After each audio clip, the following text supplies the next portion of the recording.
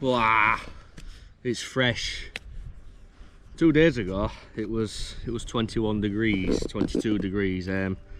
Today we're down to about 4. Wait that out. Yeah, it's a fresh one today. I've bought a new toy. Well, I didn't say I bought it. I traded my way to it. I've got a Micro Four Thirds camera. Now, I know what you're thinking. Why the hell would you go for a sensor that small? That's a very good question. And today, I've come out for a little bit of a sunrise shoot, and we're gonna find out just how bad Micro Four Thirds sensors are in low light. I've heard some nasty things. I've seen some nasty things when I was at home yesterday playing with the thing. But this is the first time using it in a real world situation. I also got a nice little lens for it. It's a 19mm 2.8 Sigma, and it's here. It's a Lumix GF1 with a 19mm Sigma on the front of it. All in all, it's cost around £120. It hasn't actually cost me £120. I've been very thrifty, and we've traded our way there. So the reason I've been thinking about getting another camera is because this is my Canon 6D with a 24 to 105mm lens on the front of it. It's big, it's heavy, it's bulky. This is the Micro Four Thirds camera, the Lumix GF1, with a 19mm lens on the front of it. You see the size difference? Well, that size difference also sort of correlates to weight difference as well. This with the trio lenses gets quite heavy to carry around. This probably weighs less than the lens that's on the front of this camera.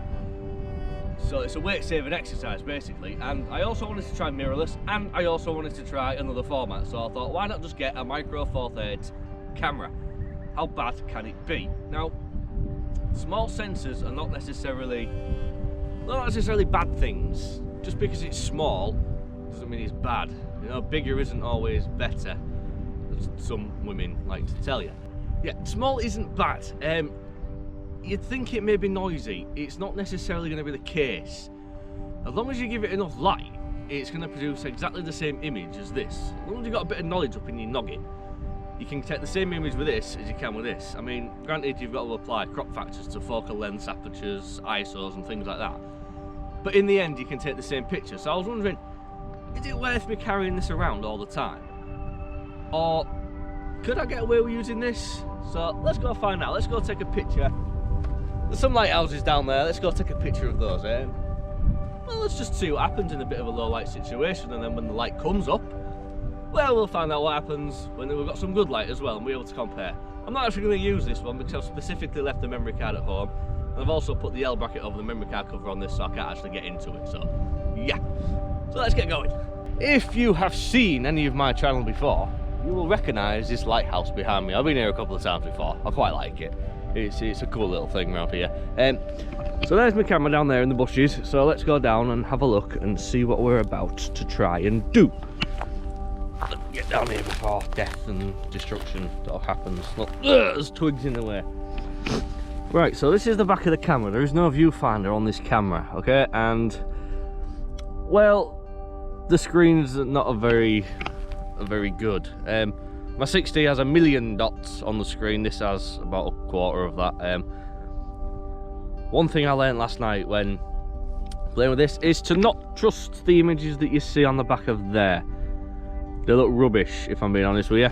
So let's go ahead, we'll take this picture and, well, let's see what it looks like basically. There's no light, the weather app lied once again. I'm wondering if we can maybe go all long exposure with this now. So I'm trying to figure out how to remember how to use this. This is the control dial. You push it in to select aperture and shutter speed, which is really odd. Let's have a look. A second, F11 and a second. There's no back button focus on this either. So really annoyingly, whenever I press the shutter button, it focuses. Nah, that blew out a little bit. Ah, right. Autofocus area. Let's throw the autofocus point on the clouds. We'll get a meter reading from there, won't we? And we'll have to. Oh god, this is fiddly. This is rather fiddly. What are we doing now? I don't know. We're changing the f-stop. We don't want to change the f-stop. I want to change the shutter speed. There we go. Right. Oh god, I don't know. Where are we? That's over and under it. There we go.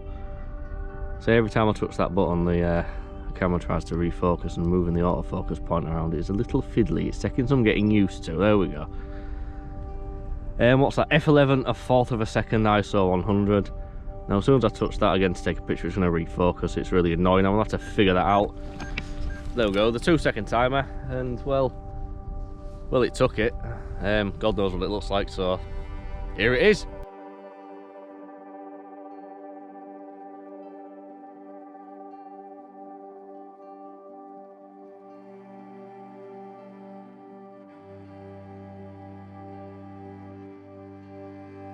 Right, next up we're just going to try and take a picture of this cargo container ship thing as it's going by. You see this one quite a lot on the Hummer, to be honest with you.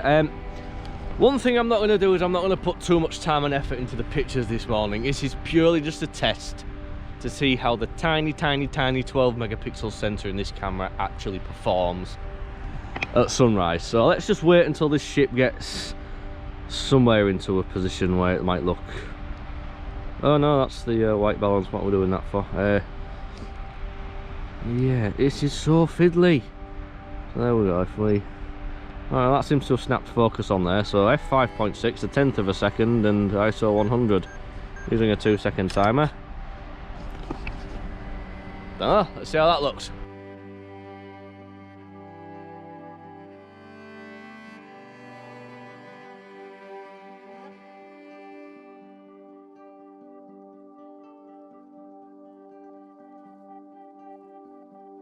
So for the entire duration of my photography career so far, I have been a Canon shooter. So from the 350D to the 4000D, the 200D to the 60, have all been Canon cameras, and it's very odd using a Lumix.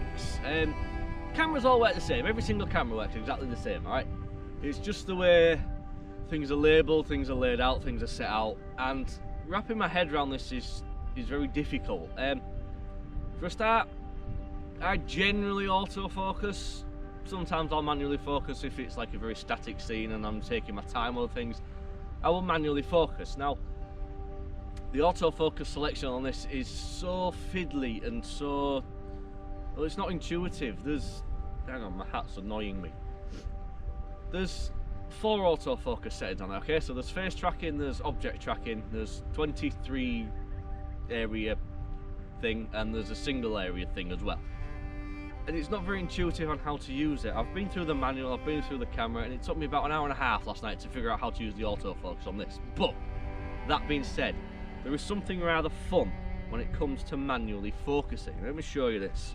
So this is the back of the camera. This is the AF/MF button. So if we go across to manually focus, so if I point this camera at the lighthouse there, let's see if I can show you this, figure this out. There we go. If I point it at the thing, it zooms in when you turn the focus wheel. How cool is that? I mean, this is like 2010 technology, like, but that's a game changer for manually focusing for me. Doesn't have focus peaking, unfortunately. I know a lot of modern mirrorless and micro four thirds cameras have focus peaking. This doesn't have it.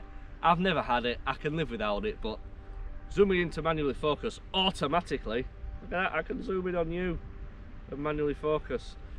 How cool is that?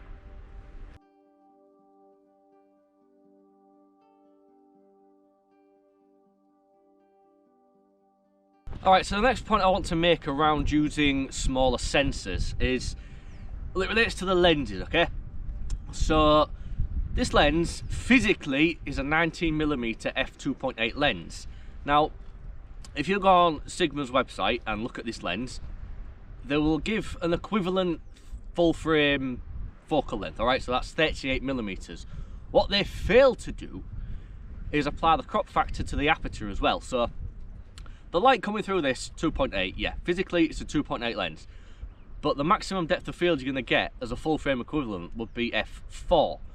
Now, for some reason, the camera manufacturers all leave that out. Now, Panasonic, Lumix, same company, Olympus, Sigma, everybody that makes micro four thirds lenses, I've seen on all the marketing and everywhere you look, they always give the full frame equivalent of the focal length. For some reason, they always leave out the aperture.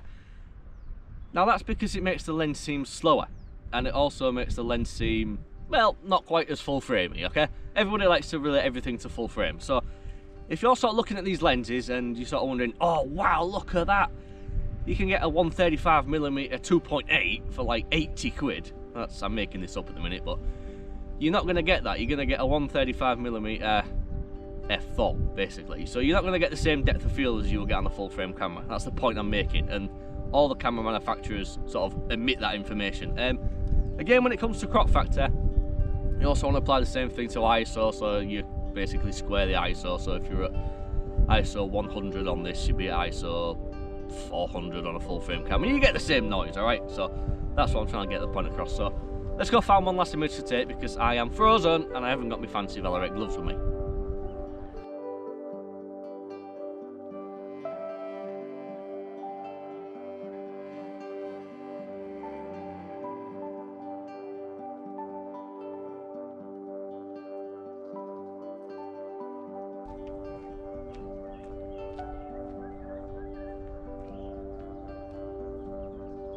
Alright, so spring is, it's pretty much here now.